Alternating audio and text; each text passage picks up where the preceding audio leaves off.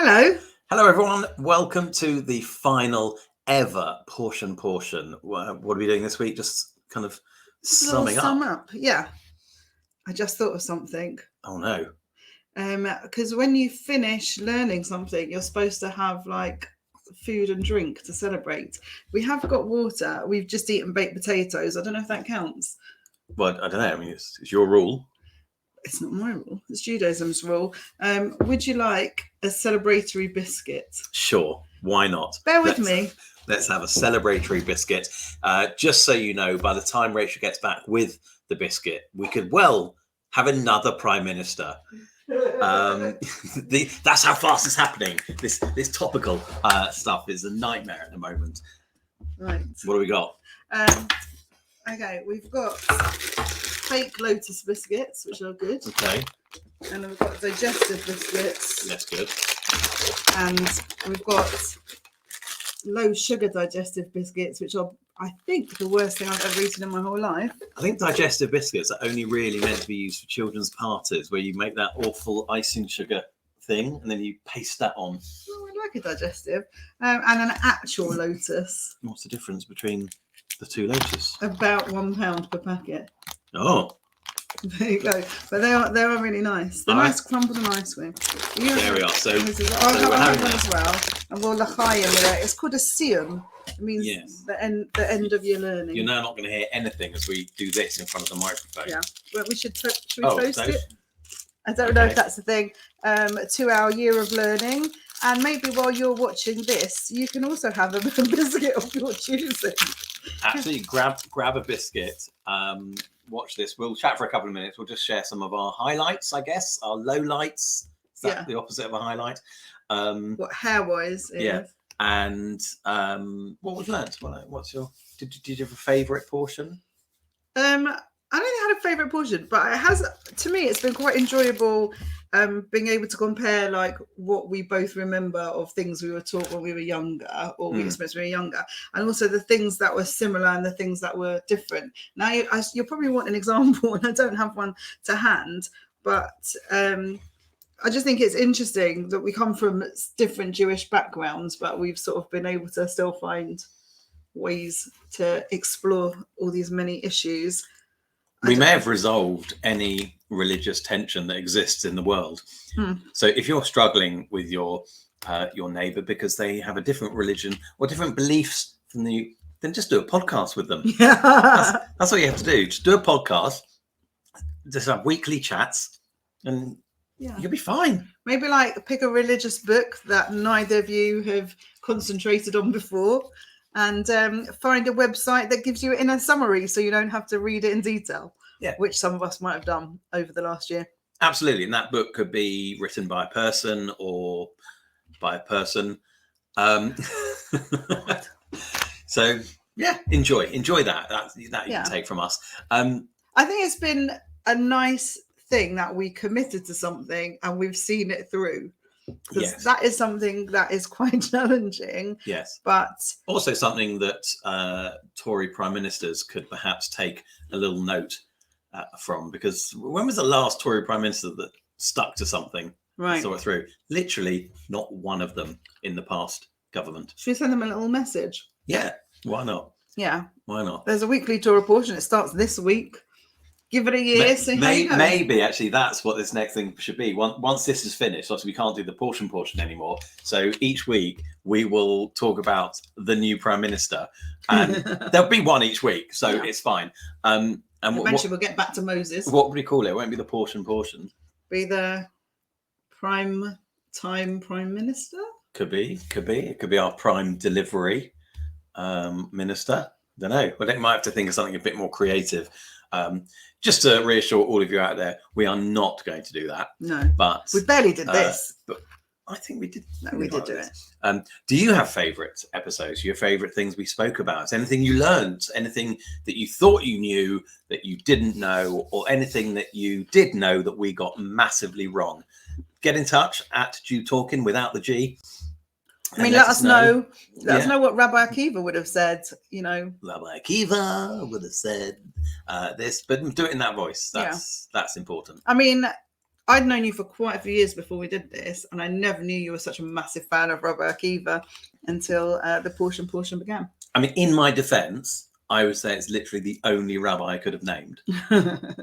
You know, it's like people talking about EastEnders and talking about Dirty Den and Angie as if they're still in it.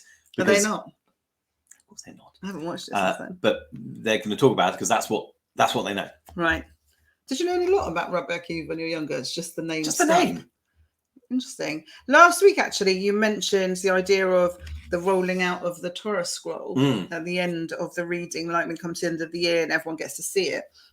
And Rabbi Debbie Young Summers. I think you mean Rabbi Debbie Young Summers.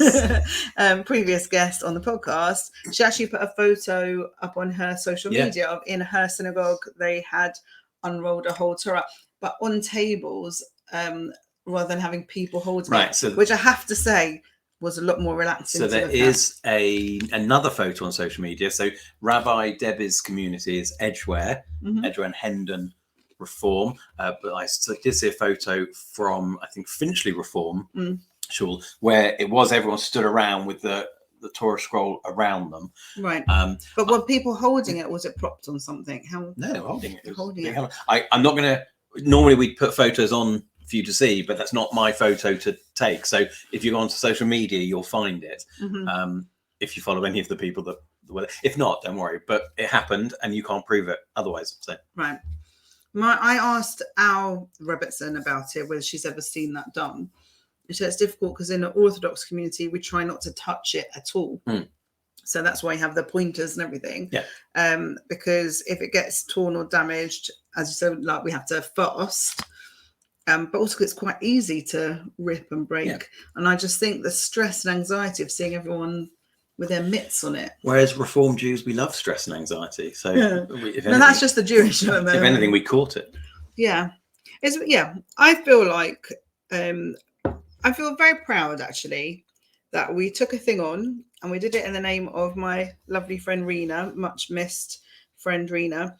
And we've done every single week. There's been a couple of weeks where it's been a bit late, technical issues or, something's happened, but we haven't missed a single week of this for the whole year. And some of it has been very funny.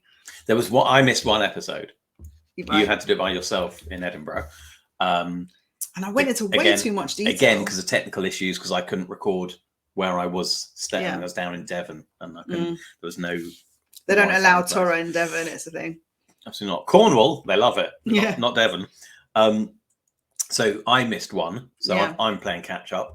But we did a project. We wanted to do it. We stuck at it. I think might think about more projects we might do. Maybe not as epic as this, but we'll see. I just enjoyed kind of the chance to look at it from a comedic point of view as much as anything. Right. It's not so much the religious, but when you actually read it and look at it, there are a lot of funny thoughts. And for me, especially, I guess, the times it's lined up with things that were happening in our lives at home. So there was the bit where Moses is kind of telling everyone he's not going to be going into the promised land with them, and he's sort of handing the baton on to Aaron. Then Joshua. Yeah, no, I understand, but Joshua was further away, so Aaron had to take it to pass on to it. It was like a thing. So he did that, and that was the week that Queen Elizabeth died. Coincidentally, no one is saying it wasn't Joshua's fault. It wasn't Joshua's fault. He never shook her hand. If anything, it was Aaron's fault because he was holding Joshua and the Queen's hand, shaking like that. Or maybe an old Lang Syne thing. But anyway. I was thinking more doing like that. No, they didn't invent that for many years to come. What is that called? That? I don't know, robot? It's not the robot. Anyway, it's those kinds of things that I quite enjoyed when you could go, oh, this is actually relevant today. Almost as if the people that wrote this story knew.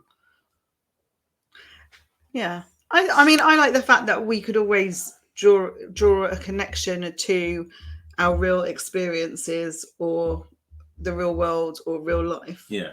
And also your excitement when I said there wasn't a clash between science and the 10 plagues, and that it's about nature happening at a convenient time.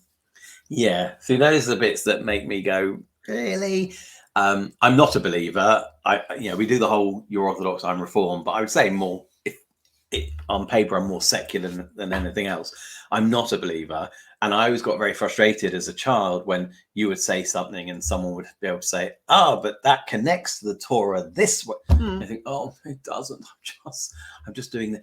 And it was quite interesting looking for those kind of connections rather than just being thrust upon us. I liked when I got to share bits that I enjoyed in like growing up, like about where there's a funny word used or a strange word used for something, and you can like extrapolate an interpretation. But also I think those first portions were there about real people doing real things and making mistakes. I think that's a lovely element of Torah learning, however you do it, that it's not all about people who are like perfect angels and get stuff right. And we are also, some of us, imperfect and make mistakes, and we can learn from it. But also I think that we need to rewrite the script for the show. So it should be, I'm Rachel and I'm imperfect, and I'm Philip and I'm perfect, which means... Yeah, I think your mum suggested that. I don't think she definitely doesn't. Also, to be able to add to our "Do you talk it to be" bingo, I seem to remember learning when I was at school or something, anything about what I was taught when I went to school. That became part of our bingo thing. And it was always something ridiculous, to be honest. Well, maybe we should actually produce the bingo cards, then we'll have them as merch for the time. Very niche merch. But no, look, it's been fun. We've done it. Yeah. We've succeeded to the point where we were entitled to have a biscuit. A biscuit and a glass of water. A glass of water. For our Sian. A biscuit and water. Look at this. Look at how what an achievement, guys. What an achievement. Cheers. Really would have been nice if we'd done this whole thing half an hour ago. We could have showed you our baked potatoes, which were... Although there were two very different levels of topping, because Rachel did not make it clear when I was making my own toppings, guest in her home, making my own toppings, that she was doing quite a gourmet version. I put vegetables in front of both of us, and I said, what would you like? And you said tuna, mayo, sweet corn and cheese. What did I provide for you? You did not provide the same thing that you had. Look, I'm not saying you were a terrible host. Just saying. It's nice though, nothing's changed over this year. Just saying. Good thing that Ian Stone isn't still hungry. I would have let him share my gourmet salad. That was enough. Yeah. Well, I think we should just wish everyone a l'chaim. A l'chaim, yes. To you. And good luck, because who knows what's going to happen in the next few days. Good luck with...